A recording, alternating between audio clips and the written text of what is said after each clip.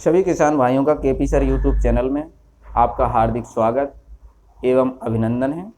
आज हम बात करेंगे चना की खेती के बारे में, जो कि अपने बुंदेलखंड की महत्वपूर्ण फसलों में से एक है। आज हम प्रजाति लेके आए हैं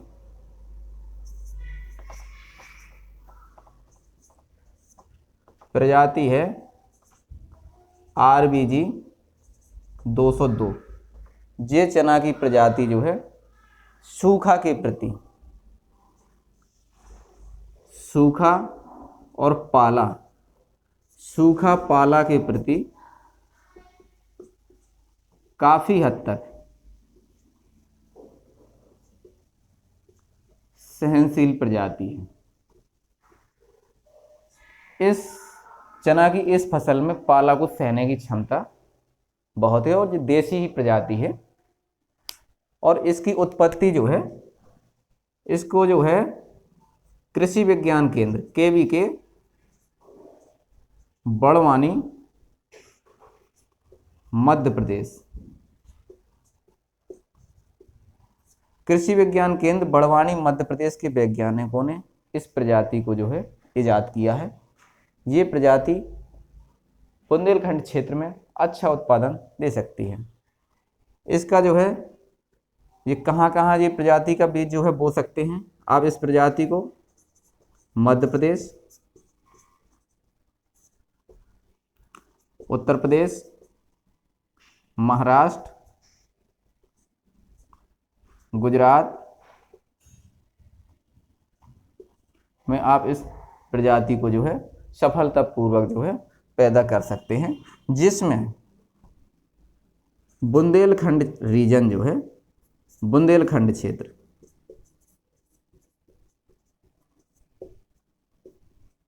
बुंदेलखंड क्षेत्र के लिए ये संस्तुत प्रजाति है। ये क्षेत्र इसके लिए सबसे ज़्यादा जो है अनुकूल है। अब बात करते हैं बीज दर की। चना की इस प्रजाति के लिए कृषक को 80 किलोग्राम प्रति हेक्टेयर बीज की जो है आवश्यकता पड़ती है। 1 हेक्टेयर में 80 किलोग्राम बीज आपको जो है बोना है।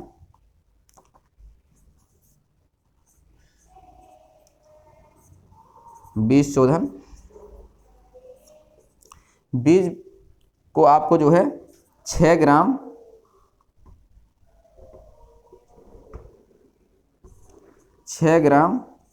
प्रति किलोग्राम बीज की दर से ट्राइकोडर्मा पाउडर से आपको जो है उपचार जो है बीज शोधन जो है जरूर करना है। अगर आप ट्राइकोडर्मा दवा से उपचारित नहीं करते हैं तो आपके खेत में जो है उकठा नामक जो है बीमारी जो है आपके खेत में लग जाती है। जिन किसानों के खेत में उकठा बीमारी लगती है तो पहली चीज़ तो उस खेत में चना की फसल जो है 2 साल तक जो है आपको नहीं उगाना है। फसल चक्र का आपको पालन करना है। फिर भी अगर आप दूसरे खेत में, जिस खेत में पता नहीं उटका लगता है कि नहीं लगता है, नए खेत में बोते हैं, तो 6 ग्राम मात्रा प्रति किलोग्राम बीज की दर से ट्राइकोडर्मा पाउडर से उपचारित करते हैं। यदि ट्राइकोडर्मा पाउडर जो है आपको उपलब्ध नहीं होता है तो 2.5 ग्राम प्रति किलोग्राम बीज की दर से कार्बेंडाजिम से आप जो है उपचारित कर सकते हैं। कार्बेंडाजिम आपको किसी भी जो है इंसेक्टिसाइड, पेस्टिसाइड की दुकान में या राज्य की कृषि रक्षा इकाइयों में आपको जो है मिल सकता है। आप जहां से आपको उपलब्ध हो आप वहां से जो है प्रेम पूर्वक इसको जो है लेकर और इसका जो है बीज शोधन आपको जो है जरूर करना है। और दूसरा, राइजोबियम कल्चर। आप जानते हैं कि दलहनी फसलों की जड़ों में जो है ग्रंथियां जो है पाई जाती हैं। इन ग्रंथियों में राइजोबियम नाम का जो है जीवाणु जो है पाया जाता है। राइजोबियम नाम के जीवाणु को जो है जो पौधे की जो है जड़ों में जो है छिप जाता है और वहाँ से वायुमंडल में आप जानते हैं कि 78% जो है नाइट्रोजन पाया जाता है। उस नाइट्रोजन को पौधे को जो है ये प्राप्त करा देता है। तो आपको जो है इससे उपचारित करना है। आपको इससे उपचारित करने के लिए क्या करना है? इससे उपचारित करने के लिए आपको जो है आधा लीटर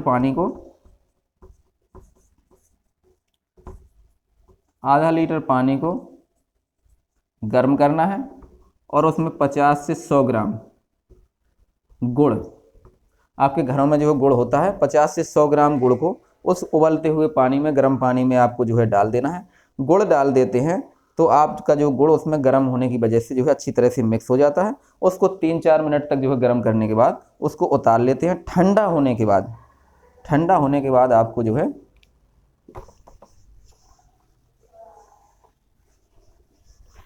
ठंडा होने के बाद आप जैसे ही आपने जो है बीज लिया,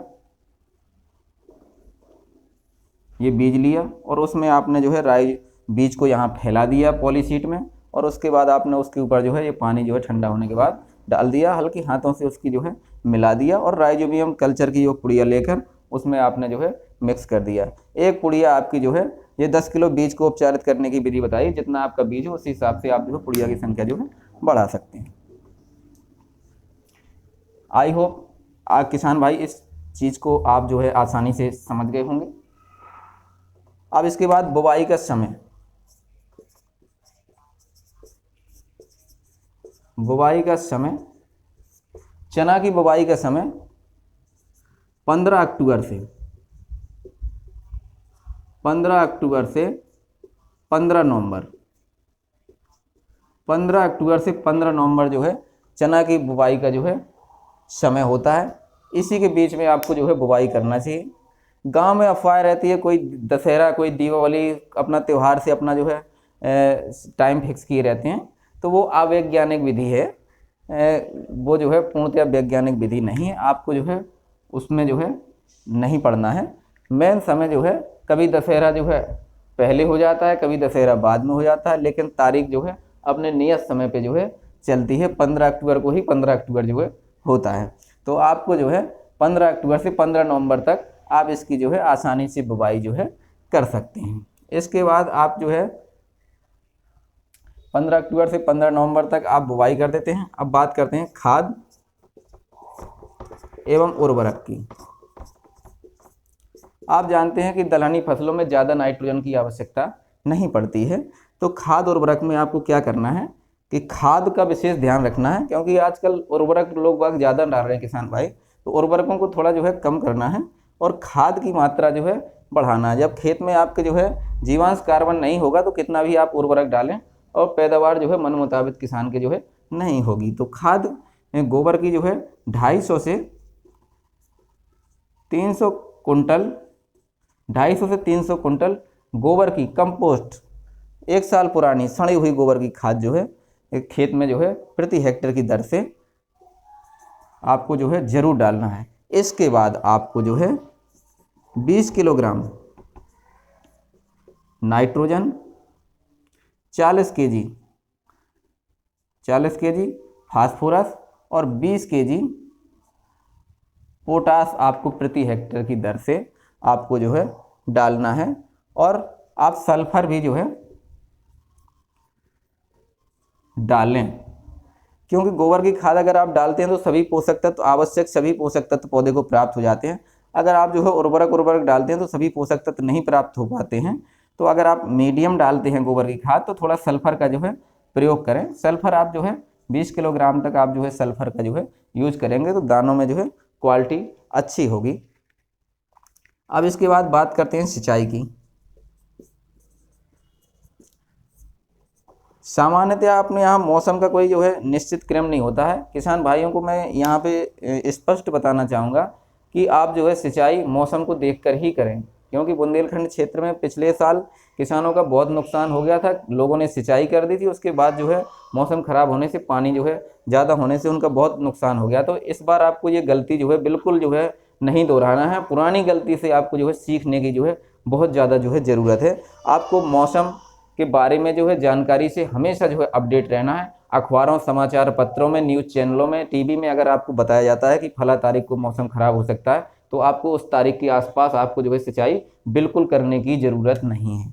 वैसे जो है पहली सिंचाई अगर सामान्य परिस्थितियां रहती हैं, कोई अलर्ट नहीं आता है, कोई मौसमी परिवर्तन नहीं होता है, तो आपको जो है पहली सिंचाई 45 दिन पर बुवाई से, ये बुवाई से गिना जाता है, बुवाई से 45 दिन पर, उस समय फूल आने से पहले आप जो अगर 45 दिन नहीं गिन पाते हैं तो फूल आने के पहले आपको जो है हल्की सिंचाई, जब भी आप चना में सिंचाई करें तो आपको हल्की सिंचाई करना, जल भराव खेत में नहीं होना चाहिए। इनके पौधे जो है क्षतिग्रस्त हो जाते हैं, उनकी श्वसन गति नहीं, श्वसन क्रिया जो है बंद हो जाती है और पौधे की जड़ें जो है सड़ जाती हैं। तो सिंचाई हमेशा हल्की करें। और स्प्रिंकलर से, इस स्प्रिंकलर सिस्टम द्वारा जो है सिंचाई जो है आपको करना है। स्प्रिंकलर से सिंचाई करते हैं तो आपका जो है उत्पादन जो है अच्छा होता है। दूसरी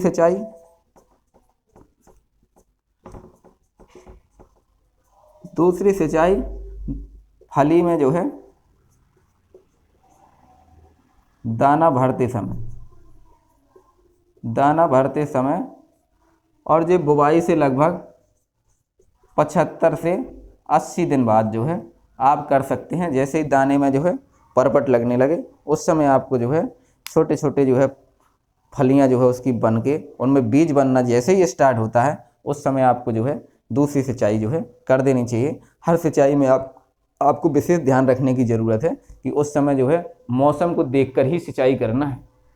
अगर मौसम ख़राब होता है तो आपका सिंचाई भी गया, पानी भी गया, पानी का पैसा भी जो है आपका जो है लग जाता है और नुकसान जो होता है वो अलग से होता है। तो इस बात का आपको विशेष ध्यान रखना है, कभी भी जो है मौसम को देख के ही सिंचाई करना है। सिंचाई के बाद आपका जो लगता है रोग,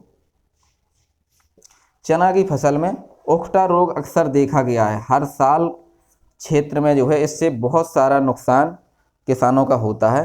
तो हम चाहते हैं कि किसान भाइयों का नुकसान कम से कम या बिल्कुल ना हो, इसके लिए आपकी सावधानी ही आपकी समझदारी है। अगर आप सावधानी करेंगे, सावधानी हटी और दुर्घटना घटी। अगर आप सावधानी से काम करेंगे तो आपके खेतों में आपके और हमारे सामूहिक प्रयास से उटका जो है नुकसान नहीं फैला पाएगा। सबसे पहले आपको क्या करना है कि जिस क्षेत्र में आपने जो है पिछले साल चना बोया है वहाँ आपको फसल चक्र, पहली चीज़ उटका रोग के नियंत्रण का है फसल चक्र का पालन करना है। एक खेत में हमेशा बार बार वही फसल बोते हैं तो रोग और कीटों की संख्या जो है बढ़ने लगती है, इसलिए फसल चक्र का पालन करना है। और 2 साल तक, जिस खेत में पिछले साल उटका लगा हो उसमें 2 साल तक जो है आपको चना जो है नहीं बोना है। 2 साल तक फसल नहीं बोना है, चना की नहीं बोना है, दूसरी चीज़ें बो सकते हैं। 2 साल तक फसल नहीं लेना है। दूसरा तरीका है, जब भी आप बीज बोएं, बीज शोधन करके ही बोएं और ट्राइकोडर्मा दवा से शोधन करें। ट्राइकोडर्मा, अगर ट्राइकोडर्मा की 6 ग्राम मात्रा प्रति केजी बीज से जो है आपको उपचारित करके ही बोना है। साथ में आप जो है चाहें तो इसका जो है विकल्प कार्बेंडाजिम भी जो है, अगर आपको ट्राइकोडर्मा उपलब्ध नहीं होता है तो आप कार्बेंडाजिम से भी जो है आप उपचारित जो है इसको कर सकते हैं, लेकिन इसकी मात्रा 2.5 ग्राम मात्रा प्रति केजी बीज के हिसाब से आपको जो है लगती है। इसको आपको जो है विशेष ध्यान रखना है। अगर आप जो है उपचारित नहीं करते हैं तो ऐसी आज तक कोई दवा नहीं बनी है जो उटका लगे हुए सूखे हुए पौधे को दोबारा जो है हरा कर दे। ऐसी कोई दवा नहीं जो सूखे पौधे को जो है हरा कर दे। आपको इसका जो है विशेष ध्यान रखना है। अब बात करते हैं कीट की। तो चना की फसल में मुख्यतः जो है 2 कीट जो है, एक होता है कटुआ कीट जो छोटी अवस्था में जो है लगता है। तो इसके लिए आप जो है क्लोरोपाइरीफास दवा को जो है इस्तेमाल कर सकते हैं आप जो है, तो ये कटुआ कीट आपका जो है नहीं लगेगा। दूसरा कीट इसमें ज़्यादातर देखा गया है, एक लगता है फली भेदक या फली छेदक। ये जो है जब फली पकने की अवस्था में होती है उससे पहले ही ये उसमें छेद करके और दाने को जो है खा के जो है ख़त्म कर देता है। ये बहुत सेंसिटिव कीट है, ज़्यादातर दिखाई नहीं देता है, पौधे में छुपा रहता है। तो हमारे किसान भाइयों से हमारा विशेष आग्रह है कि जब भी आप खेत में जाएं, अच्छी तरीके से प्रतिदिन आप जब खेत में जाते हैं तो आप 2, 4, 10 पौधों को जब फली लगने वाली हो तो पलट के आपको जो है ज़रूर देखना है। और वो कहीं भी अगर छिपा मिल जाए, अगर आपको एक पौधा मिलता है तो समझ लो उसने जो है काफ़ी नुकसान जो है कर दिया होगा। जैसे ही आपको कीट दिखाई देता है, मोनोक्रोटोफास,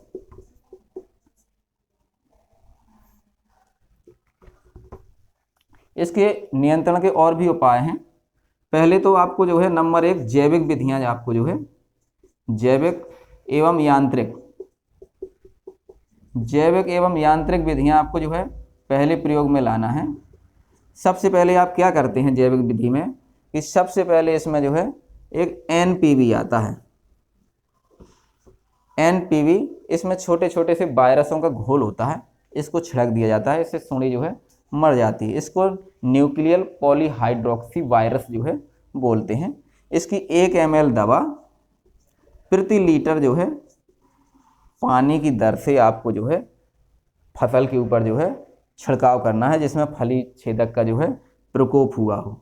दूसरा सिस्टम है, आप जो है आपके क्षेत्र में जो है खजूर के डक्खा जो है, खजूर के जो डक्खे होते हैं उनको आप जो है 2 मीटर की दूरी पे आपको जो है, या 5 मीटर की, अगर आपके पास कम उपलब्ध हैं तो आप 5 मीटर की दूरी पे, 5 गुणे 5 मीटर की दूरी पे आप जो है इनको जो है जगह जगह आप जो है लगा सकते हैं। इस प्रकार से लगाएंगे तो जो ऊपर जो है जो डक्खा जो खजूर से जुड़ा रहता है वो साइड ऊपर रहेगा, उसका सिरा जो है नीचे रहेगा। जगह जगह लगा देंगे तो इससे होता क्या है कि काले रंग की जो है चिड़िया को जो है बैठने को एक आधार मिल जाता है। चिड़िया आती है और कीटों को चुन चुन के जो है प्राकृतिक तरीके से नष्ट कर देती है। तीसरा है, किसान भाई अपने खेत की मेड़ पर पेड़ जो है जरूर रखें। पेड़ में चिड़ियाँ आती हैं और कीटों का जो है प्राकृतिक तरीके से जो है नियंत्रण करती हैं। इससे कोई नुकसान नहीं होता है, ना हमें जो है कोई लागत लगती है। तीसरी चीज़ है, अगर आप हमें खजूर के डक्खे नहीं मिलते हैं तो बेशरम के जो है डंडों को आप तोड़ लें और टी आकार के डंडे जो है जगह जगह जो है गाड़ दें। छोटा सा डंडा ऐसा रहेगा, बड़ा डंडा जो है, और ये डंडे की लंबाई लगभग 1 से 1.5 मीटर आपको जो है इसकी ऊंचाई रखना है। चिड़ियों को बैठने को एक आधार मिल जाता है और इस प्रकार का ये प्रयोग जो है बहुत ज़्यादा हद तक जो है सफल जो है माना गया है। चिड़ियाँ आके टी आकार के डंडे में बैठती हैं और चुन चुन के जो है कीटों को खाती हैं और नष्ट कर देती हैं। तीसरा जो है उपाय है, 1 2 3, चौथा उपाय है आपका मोनोक्रोटोफास नामक दवा को आपको जो है मार्केट से लेना है।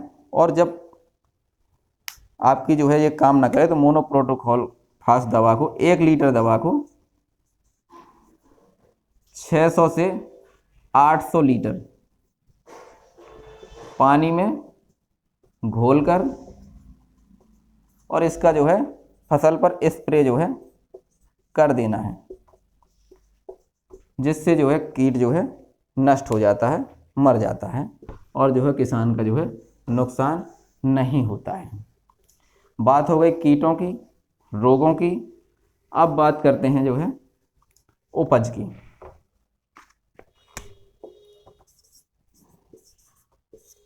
अगर आप जो है इस प्रकार से वैज्ञानिक खेती करते हैं तो लगभग जो है चना में 25 कुंटल प्रति हेक्टेयर तक औसत पैदावार मिलती है। अगर आप जो है जीवामृत का इस्तेमाल करते हैं, आप अपने खेत में सिंचाई के साथ में जीवामृत डालते हैं तो आपका उत्पादन और भी बढ़ सकता है। ये आपके ऊपर निर्भर है। हमारे किसान भाई या कोई भी जो व्यक्ति हमारा वीडियो आप YouTube पे देख रहे हैं तो हम आपसे अपेक्षा करेंगे कि हमारे YouTube चैनल को सब्सक्राइब करें, लाइक करें। आपको ये जानकारी कैसी लगी कमेंट सेक्शन में हमें जो है ज़रूर बताएं। जय हिंद, जय भारत, नमस्कार।